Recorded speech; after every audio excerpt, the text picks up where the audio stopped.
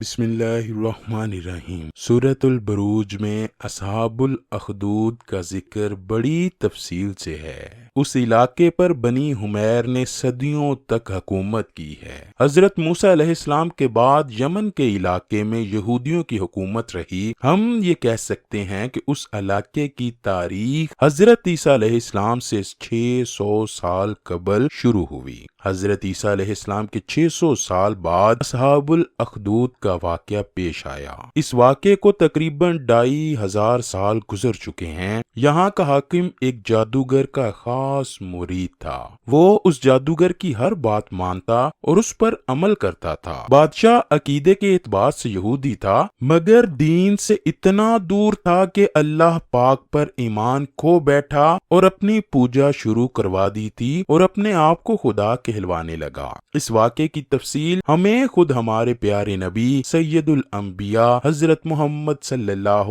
علیہ وآلہ وسلم نے سنائی ہے۔ حضرت صہیب رضی اللہ تعالی عنہ سے روایت ہے کہ رسول اللہ صلی اللہ علیہ وآلہ وسلم نے فرمایا، تم سے پہلے لوگوں میں ایک بادشاہ تھا، اس کا ایک جادوگر تھا۔ جب وہ جادوگر بوڑھا ہو گیا تو اس نے بادشاہ سے کہا، اب میں بوڑھا ہو گیا ہوں، آپ میرے پاس کوئی لڑکا بھیج دیجئے کہ میں اس کو جادو سکھا دوں۔ چنانچہ اس نے اس کے پاس ایک لڑکا بھیج دیا، وہ اسے سکھانے لگا۔ جب وہ لڑکا جادو سیکھنے کے لیے جاتا تو اس کے راستے میں ایک راہب تھا، وہ اس کے پاس بیٹھنے اور اس کی باتیں سننے لگا جو اسے اچھی لگتی۔ جب وہ جادوگر کے پاس آتا تو راہب سے گزرتے ہوئے اس کے پاس بیٹھ جاتا، اور جب وہ جادوگر کے پاس جاتا تو وہ تاخیر کے سبب اس کو مارتا۔ اس لڑکے نے راہب سے اس بات کی شکایت کی۔ راہب نے اس سے کہا، جب تمہیں جادوگر سے ڈر لگے تو اس سے کہنا میرے گھر والوں نے مجھے روک لیا تھا، اور جب گھر والوں سے ڈر لگے تو کہہ دینا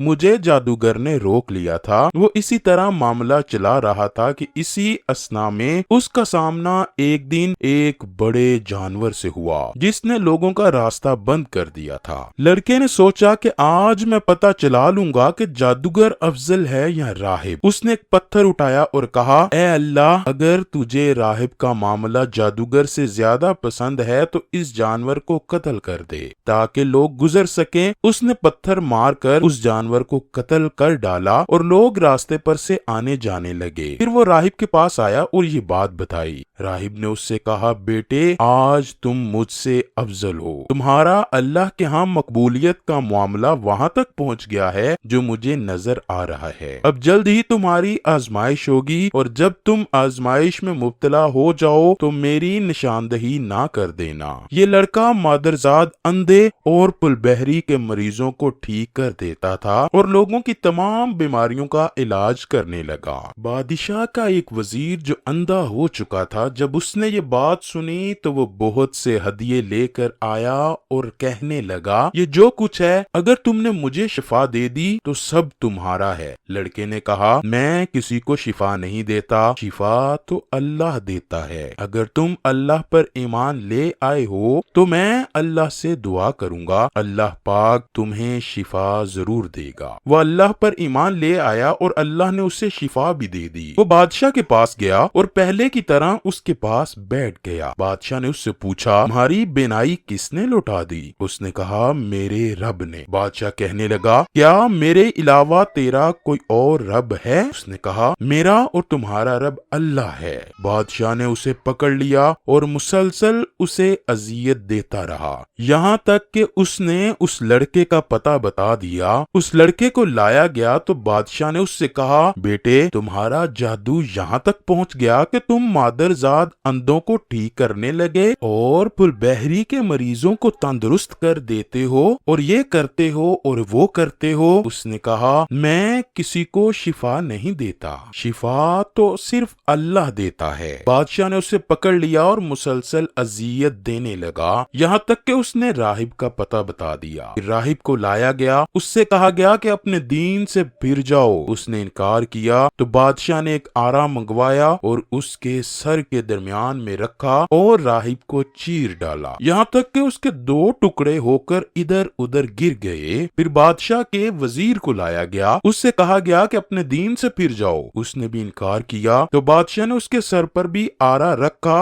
اور اس کو چیر دیا اور اس کے بھی 2 ٹکڑے ہو کر گر گئے۔ پھر اس لڑکے کو لایا گیا اور اس سے کہا گیا اپنے دین سے پھر جاؤ۔ اس نے انکار کیا تو بادشاہ نے لڑکے کو اپنے چند ساتھیوں کے حوالے کیا اور کہا اس کو فلاں فلاں پہاڑ پر لے جاؤ، جب تم پہاڑ کی چوٹی پر پہنچو تو پھر بھی اگر یہ اپنے دین سے پلٹ جائے تو ٹھیک، ورنہ اس کو اس چوٹی سے نیچے پھینک دو۔ چنانچہ وہ اس کو لے کر گئے، اسے لے کر پہاڑ پر چڑھ گئے تو اس نے دعا کرتے ہوئے کہا اے اللہ تو جس طرح سے چاہے میری ان کی طرف سے حفاظت فرما۔ چنانچہ پہاڑ نے ان کو زور سے ہلایا اور وہ تمام لوگ جو لڑکے کے ساتھ گئے تھے وہ پہاڑ سے گر گئے۔ وہ لڑکا خود ہی چلتا ہوا بادشاہ کے پاس آ گیا۔ بادشاہ نے اس سے پوچھا تیرے ساتھ جانے والوں کا کیا بنا؟ اس نے کہا اللہ نے مجھے ان سے بچا لیا۔ چنانچہ بادشاہ نے لڑکے کو اپنے چند اور ساتھیوں کے سپرد کیا اور کہا اسے لے جاؤ، اسے ایک کشتی میں بٹھاؤ اور اسے لے کر سمندر کے وسط میں پہنچو، اگر یہ اپنے دین سے پھر جائے تو ٹھیک، ورنہ اسے سمندر میں پھینک دو۔ سپاہی اس کو لے گئے۔ لڑکے نے کہا اے اللہ تو جس طرح سے چاہے مجھے ان سے بچا، تو کشتی ان لوگوں پر الٹ گئی اور وہ سب غرق ہو گئے۔ لڑکا چلتا ہوا بادشاہ کے پاس پھر سے آ گیا۔ بادشاہ نے اس سے کہا تمہارے ساتھ جانے والے میرے سپاہیوں کا کیا بنا؟ اس نے کہا اللہ نے مجھے ان سے بچا لیا۔ پھر اس نے بادشاہ سے کہا تم اس وقت تک مجھے قتل نہ کر سکو گے یہاں تک کہ جو میں تمہیں کہوں وہی کرو۔ بادشاہ کہنے لگا وہ کیا ہے؟ لڑکے نے کہا سب لوگوں کو ایک میدان میں جمع کرو اور مجھے ایک درخت پر سولی کے لیے لٹکاؤ، پھر میرے ترکش میں سے ایک تیر لو اور اسے کمان کے درمیان میں رکھو اور پھر یہ کہو اللہ کے نام پر جو لڑکے کا رب ہے، پھر مجھے اس کا نشانہ بناؤ، اگر تم نے اس طرح کیا تو مجھے مار دو گے۔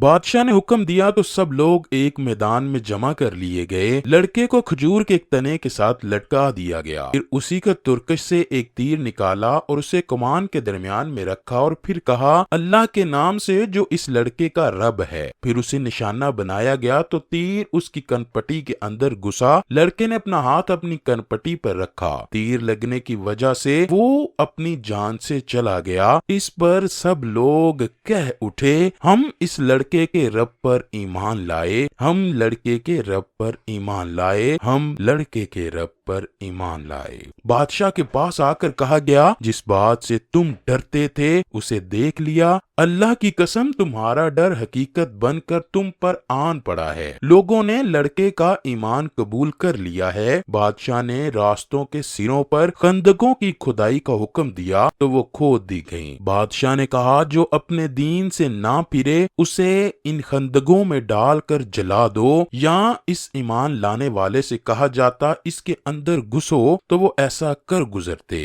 یہاں تک کہ ایک عورت آئی، اس کے ساتھ اس کا ننھا منا بچہ تھا، اس نے اس میں گرنے سے تردد کیا تو وہ بچہ بول اٹھا میری ماں صبر اختیار کر، تو یقیناً حق پر ہے۔ اس قصے کو بیان کرنے کے بعد ابن اسحاق نے لکھا کہ لڑکے کے قتل کے بعد اہل نجران نے لڑکے کے دین یعنی دین نصرانیت کو قبول کر لیا تو ذو نواس یعنی بادشاہ اپنے لشکر سمیت ان کے پاس آیا اور اس نے انہیں یہودیت قبول کرنے کی دعوت دی اور انکار پر قتل کی دھمکی دی۔ لوگوں نے یہودیت قبول کرنے سے انکار کر دیا، جس پر انہیں آگ میں جلایا گیا اور بعض کو تلوار سے ان کا قتل عام اور مسئلہ کیا، حتیٰ کہ 20,000 کے قریب انسان قتل ہوئے۔